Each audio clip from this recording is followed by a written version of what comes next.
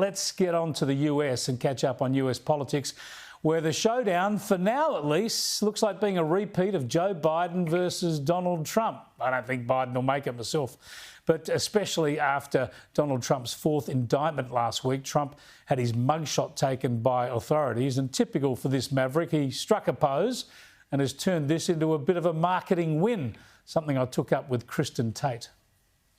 Yes, that mugshot is going to be the most famous mugshot in human history. It is instantly iconic, and that mugshot will be hugely motivating to Trump's base. When they see that mugshot, Chris, they see it as a symbol of a two-tiered justice system that goes after conservatives and tries to lock them up, punish them, and sometimes, silence them. So that mugshot is the best thing that ever happened to Donald Trump's campaign.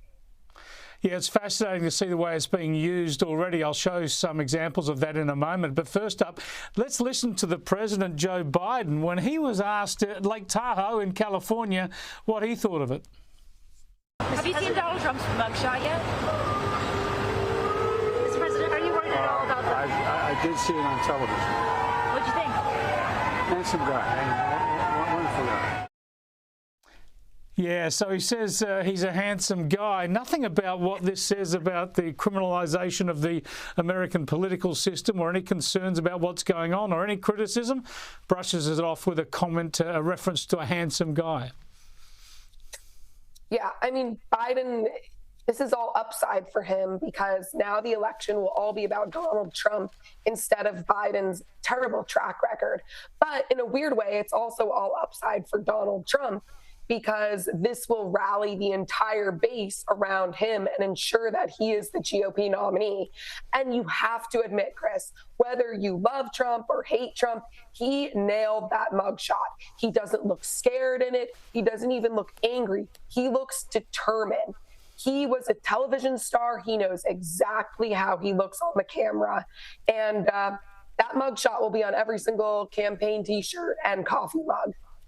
Well, it's being used already. I want to go to a poster now where it's being used obviously by Trump supporters, an old-style Western poster where it says wanted, and it says that Donald Trump is wanted for the presidency, make America great again. I mean, this is a taste. This will go right through to the election, presumably, this sort of use of this material.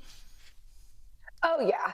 I mean, there's no way at this point that, in my mind at least, that any of these tier 2 candidates can beat Trump at this point, precisely because of this arrest and mugshot.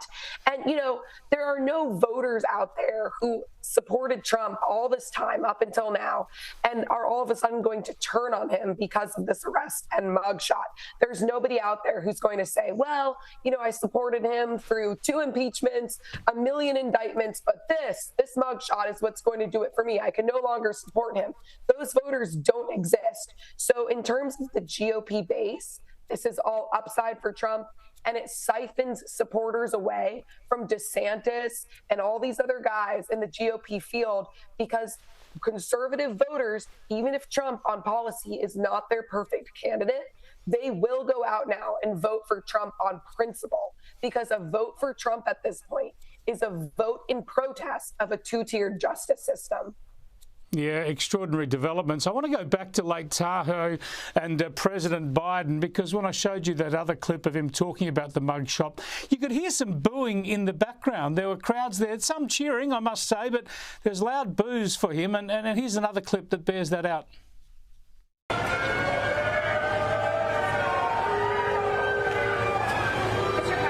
been talking to UAW. Obviously, I'm concerned. I think that there should be a circumstance where the jobs that are being displaced replaced with new jobs. That's sort of booing for the president, a Democrat president in a Democrat stronghold like California. It's quite extraordinary, isn't it? Yes, the Democrats are getting increasingly worried, because not only are there so many concerns about Joe Biden's health and mental state, but additionally, people are turning against him just in terms of his personality and the way he's dealt with things as president, especially after this tragedy in Hawaii. He has been pathetic in leading our country through this tragic event with the fire that has killed so many people.